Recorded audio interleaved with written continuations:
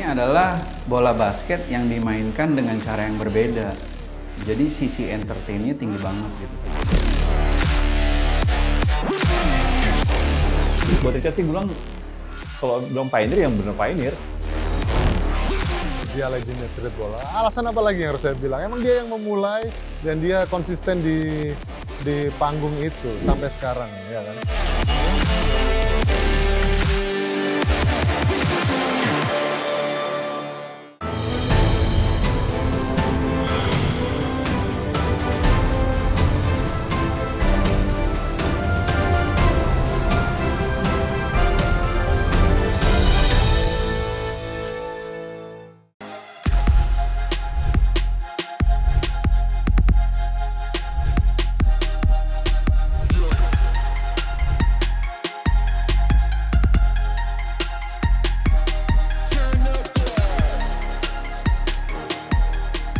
Adalah bola basket yang dimainkan dengan cara yang berbeda. Jadi sisi entertainnya tinggi banget gitu. Dari mulai lo bawa bola, dari mulai lo masukkan bolanya gitu. Karena yang ngebedain street basketball sama basket fundamental kalau menurut gua skillnya itu yang teman-teman di fundamental tuh kayak kok bisa begitu ya gitu. Kok dribblenya bisa begitu ya gitu. Jadi banyak trik yang tidak ada di basket fundamental. Nah itu yang ngebedain sih sebenarnya.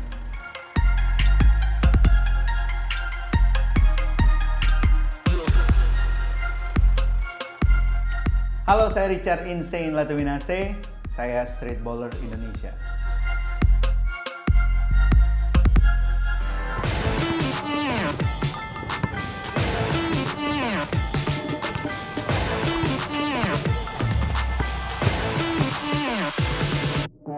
Kuliah di Bandung, terus tiba-tiba ada acara di Jakarta tuh gue inget banget, ulang tahun Perbasi yang ke-50. Tiba-tiba ada satu booth gitu, gue inget banget tuh, itu boothnya Satria Muda. Itu dia setel film Betamax masih waktu itu. Itu N1 mixtape dan gue akhirnya baru tahu, cuma 20 menitan lah. Kok ada basket kayak gini ya? Ini basket apa ya? Akhirnya gue tanya, ini basket apaan? Oh, ini streetball nih, di Amerika nih. Akhirnya gue meyakinkan diri gue kayak ngomong gitu ke diri gue kayak, wah gue harus jadi orang pertama di Indonesia yang bisa ngelakuin semua gaya itu.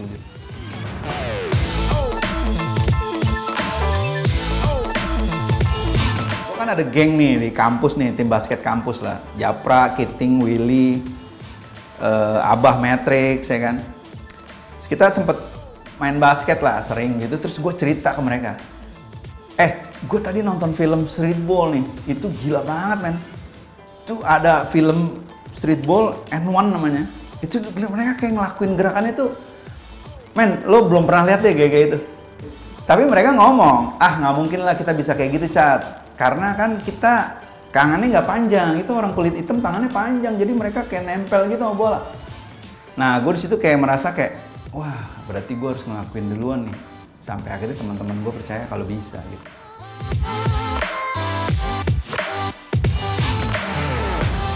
Nggak mungkin lah Sen, kita mah biasa-biasa aja lah main basketnya lah.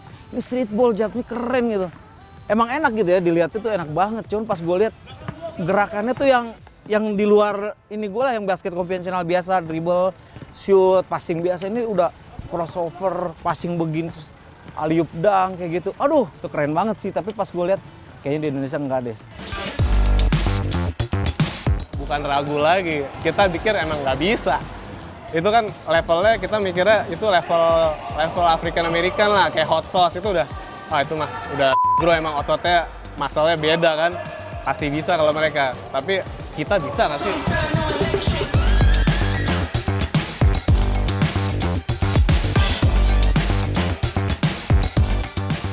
Kadang-kadang gue lihat VCD gitu, terus di rewind, di stop. Karena kan gue nggak punya guru yang untuk ngajarin gue kan, jadi gue harus ngajarin, harus belajar sendiri. Akhirnya gue belajar 5 gaya, berhasil. Wah, gue seneng banget tuh, kayak nggak sabar gitu untuk ke kampus latihan basket, nunjukin trik yang gue punya itu di depan teman-teman gue yang nggak percaya itu.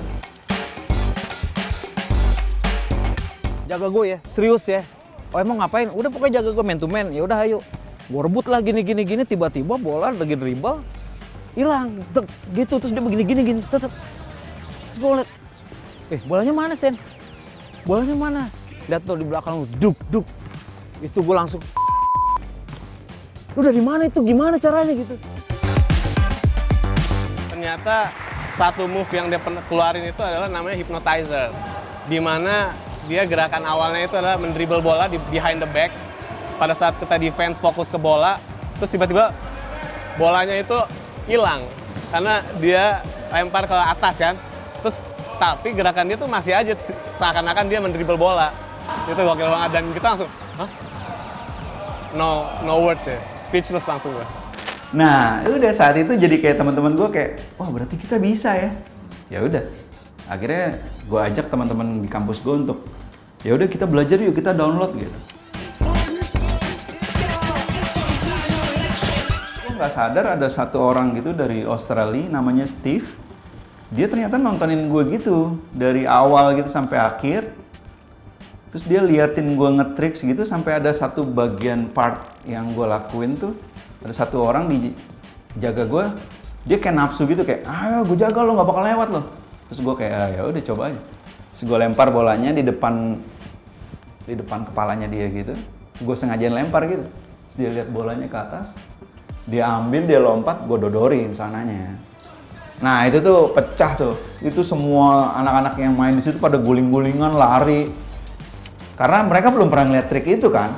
Terus tiba-tiba si Steve ini nyamperin gue gitu kayak, dia juga ikutan selebrasi gitu kayak, dude you're insane man gitu. Terus gue kayak, gue bawa cerita itu ke Bandung ke teman-teman NHI gue ini. Terus mereka kayak, yo udah Cat, nickname lu itu aja, insane. Karena menurut kita lu pemain basket kayak orang gila lagi. Ya udah, since that day everybody start to call me insane.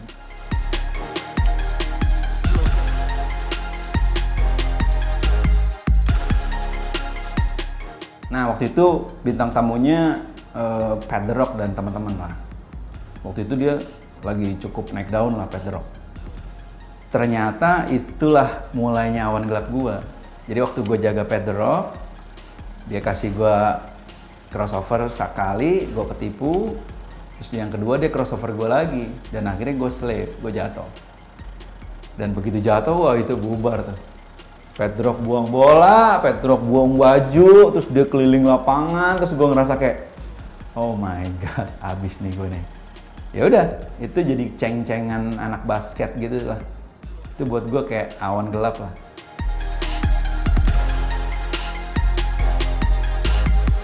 Gue kayak harus membalikan nama jelek gue gitu di 2006, di 2007-nya gue harus bikin sesuatu nih gitu. Ya udah gue latihan. Gue kepilih main di All Star, ya benar. Gue jaga headache. Ya udah, boom.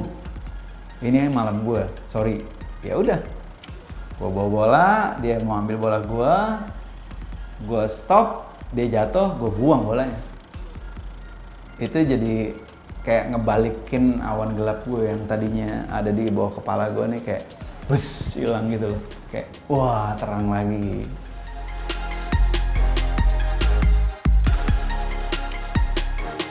Makanya streetball Indonesia lah itu mah, jelas. Saparua udah. Gilanya itu gitu loh. Untung mereka nggak punya podium gede, kalau itu rame banget gitu mereka. Jadi kita main tuh start jam 8 kalau nggak salah. Kita bisa ending itu jam setengah 12-an gitu. Malam, tengah malam. Jadi orang tuh datang pakai coat, pakai jaket, nontonin kita main aja gitu.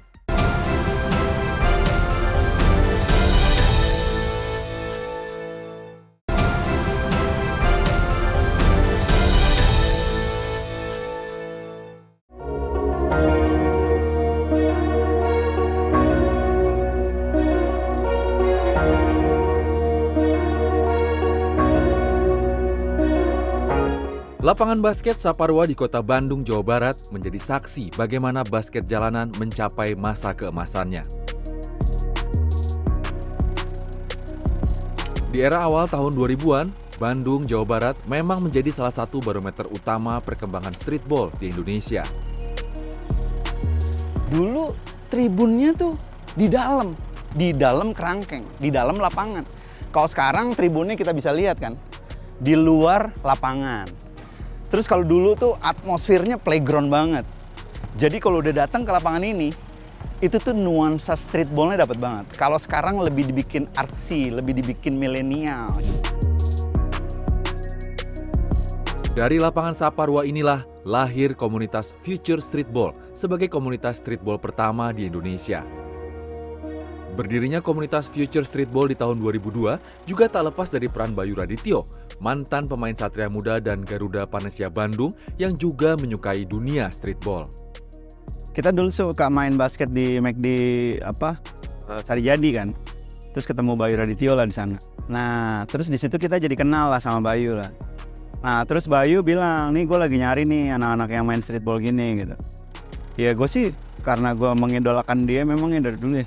Ya gue kayak, dan gue juga sering ketemu di 3-on-3 ya, gue akhirnya kayak ya menyetujui aja gitu ajakan dia untuk main di lapangan ini. Ide untuk memberi nama Future Streetball juga datang dari Bayu Radityo. Gue inget banget waktu itu kita disuruh ngisi acara jadi bintang tamu lah kita lah. Tapi kita belum punya nama nih. Tiba-tiba Bayu Radityo bilang, kenapa nggak Future aja? Future Streetball kata dia. Kenapa emang alasannya? Karena nanti bola basket masa depan nih seperti ini nih mainnya. Penuh dengan triks, kreativitasnya tinggi. Ya gue sangat setuju dengan ide itu. Terus gue bilang, yaudah deh Future Streetball aja, enak juga kok dilafalinnya, gue bilang. Pertama kali ngisi acara, pertama kali kita dibayar juga, dapat duit dari acara itu. Dan you know what, berapa? 100.000 untuk 15 orang. Dan akhirnya kita, wah cuma 100.000 ya udahlah ya. Akhirnya kita foto tuh di Jonas Foto. Nah itu fotonya yang kemarin diambil tuh, ada tuh. Nah itu orang-orangnya tuh.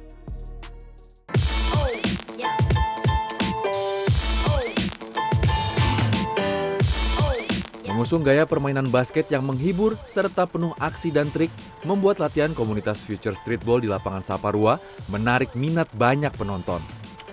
Kenangan bermain di lapangan Saparua pada saat itu pun masih membekas hingga sekarang di benak para anggota komunitas Future Streetball. Mekah lah, Mekahnya streetball Indonesia lah itu mah, jelas. Saparua udah. Gilanya itu gitu loh. Untung mereka nggak punya podium gede, kalau nggak tuh rame banget gitu. Jadi kita main tuh start jam 8 kalau nggak salah. Kita bisa ending itu jam setengah 12-an gitu. Malam, tengah malam. Jadi orang tuh datang pakai coat, pakai jaket, nontonin kita main aja gitu.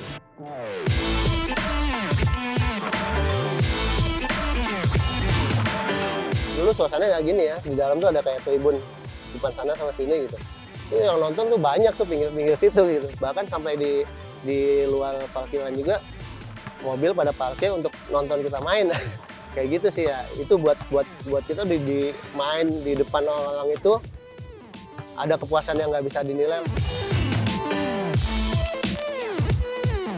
Hype-nya tuh beda gitu. Ada kita bukan siapa-siapa waktu itu ya, main basket, streetball, terus ada yang nontonin dari mana-mana gitu. Nah itu saya belum nemuin lagi sih kayak gitu sih.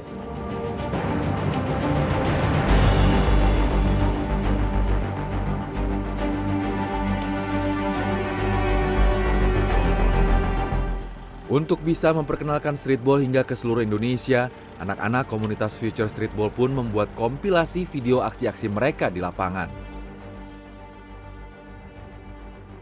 Kita harus bikin mixtape. Gimana caranya, Sen? Kita harus punya handycam. Akhirnya Bang Anwar, karena waktu itu Bang Anwar yang banyak duitnya. Bang Anwar beli handycam. Kasetnya kita patungan. Itu gue beliin pakai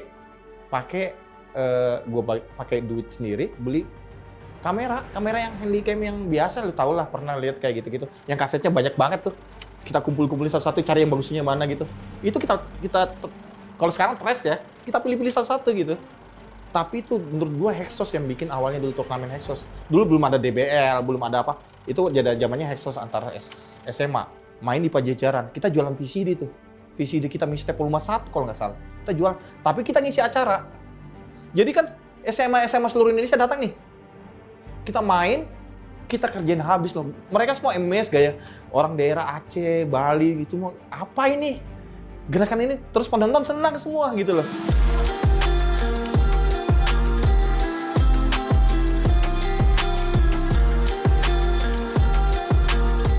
Akhirnya, streetball pun semakin populer. Dengan aturan yang sedikit berbeda dengan basket konvensional, lapangan basket Saparua menjadi ajang pembuktian skill dan mental bagi siapapun yang ingin bermain di sana. Karena kita komunitas ya, siapa aja boleh main di Saparua gitu. Ya lu jago ya, lu buktiin di situ. Lu kalah diceng-cengin lah. Beneran, jadi kayak benar-benar streetball banget. Sampai pemain pro datang dan bermain sama kita itu suatu kebanggaan sih. Salah satunya Andre Ekayana. Andre Ekayana, Yayan SMS gua. Dia bilang, gua mau ada putaran di Bandung. Gua datang lebih awal, gua mau main sama kalian. Saat itu, Andri Ekayana adalah salah satu pemain timnas dan bintang IBL dari klub Bima Sakti Malang. Sepanjang 18 tahun karirnya di basket profesional, Yayan juga 2 kali meraih medali perak bersama timnas basket Indonesia di SEA Games 2007 dan 2015.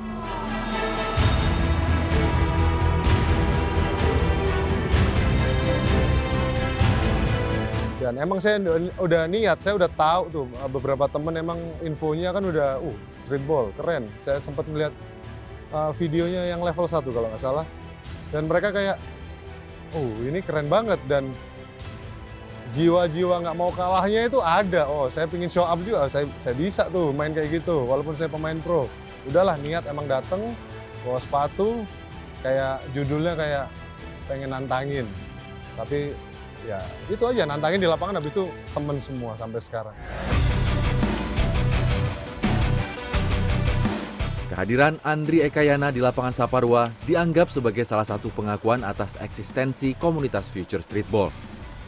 Virus streetball yang dibawa komunitas Future Streetball ini pun sukses menyebar hingga ke seluruh Indonesia. Masa kemasan ya, ketika kita mixtape kita booming, ketika mixtape kita dibeli orang, ketika kita punya merchandise sendiri, ketika baju tulisan Future Streetball dipakai sama anak-anak streetball lain di seluruh Indonesia. Itu titik kemasan kalau menurut gue. Sampai semua anak streetball di Indonesia itu barometernya Future Streetball. Berat banget ya perjuangan gue untuk mempopulerkan streetball gitu. Jadi yang gue dapet tuh itu gitu loh. Akhirnya, tapi ya gue mau terima kasih berkat orang-orang kayak gitu yang bikin gue jadi makin semangat untuk ini streetball, topeng monyet ini harus jadi barang. Ini harus dikenal di seluruh Indonesia gitu.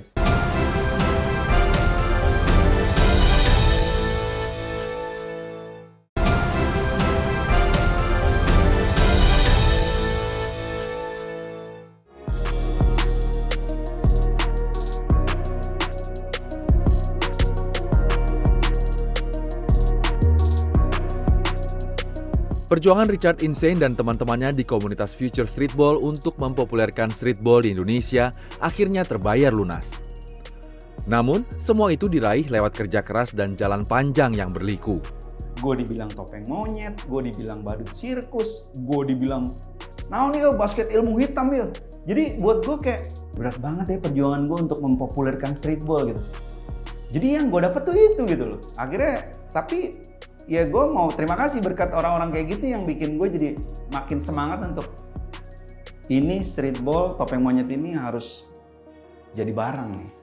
Ini harus dikenal di seluruh Indonesia gitu.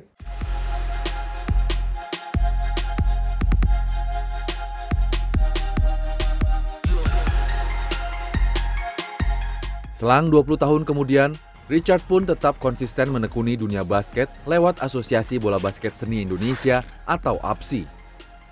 ABSI yang berdiri sejak tahun 2015 ini lebih menaungi kegiatan freestyle basketball atau basket gaya bebas. Meski sebenarnya ada benang merah dan kemiripan antara streetball dengan freestyle basketball.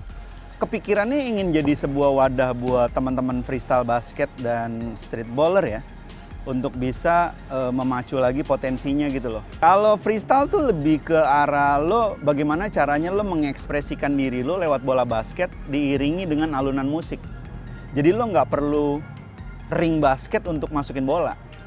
Jadi cuma bola dan musik. Jadi bedanya adalah kalau di freestyle lo juggling bola, kalau di streetball lo ada finishingnya.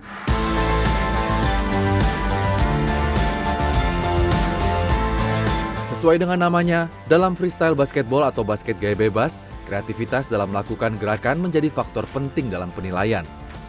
Salah satu freestyler basket Indonesia anggota APSI yang berprestasi adalah Andreas Nico. Di tahun 2018, Nico mengikuti kejuaraan dunia freestyle basket di Taiwan dan menduduki peringkat 8 dari 80 peserta.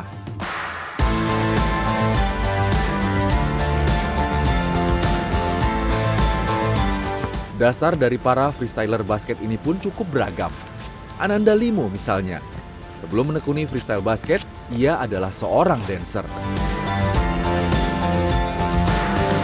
Sebenarnya lebih baik bisa basket konvensional dulu. Soalnya beberapa basic ada di situ, contohnya dribble. Dan itu bakal kepake di freestyle basket nanti. Terus selanjutnya bakal ngulik di YouTube sih paling. Kita amati, tiru, modifikasi gitu doang sih paling. Soalnya di freestyle basket itu harus bisa nyiptain original trick. Yang paling menarik itu yang jelas pertama trik-triknya. Yang bikin banyak banget trik-trik yang nggak masuk di akal. Mungkin orang nontonnya juga kok bisa gini, kok bisa gitu. Jadi yang paling menarik sih ya trik-trik gilanya itu. Konsistensi Richard di dunia streetball membuatnya meraih pencapaian yang bahkan tidak semua pemain basket profesional di Indonesia mampu meraihnya. Sebuah brand sepatu lokal mendesain khusus dan memproduksi signature shoes bagi Richard Insane. Nggak datang seperti itu sih kalau menurut gue. It takes time gitu. Itu kan lo kan harus ada loyalitas kan di situ kan. Harus ada dedikasi dan kerja keras kan. Untuk bisa akhirnya lo mempunyai sebuah signature shoes misalnya. Atau lo dibikinin sepatu sama brand tertentu misalnya. Ya buat gue ini sebuah pencapaian yang nggak semua pemain basket punya. Dan ini adalah mimpi semua pemain basket kalau menurut gue. Walaupun gue cuma pemain streetballer, tapi gue punya sepatu sendiri loh yang ada nama gue di lidahnya dan nomor punggung gue.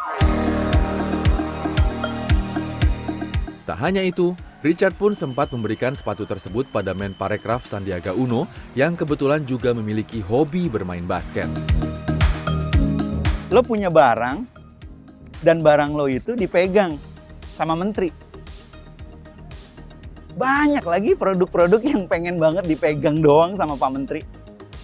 Sepatu gue bukan cuma dipegang, dipakai di lapangan bareng gue main basket. Itu nggak dibayar sama uang. Itu tuh sebuah pencapaian juga buat gue gitu. Dan dia di akhir bilang, sepatunya enak banget, Insane. Man, apalagi gitu loh.